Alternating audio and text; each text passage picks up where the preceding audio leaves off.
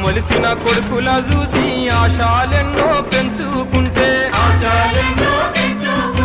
చదువుకొని గొప్పోళ్ళయి సాతారని కలలు గంటే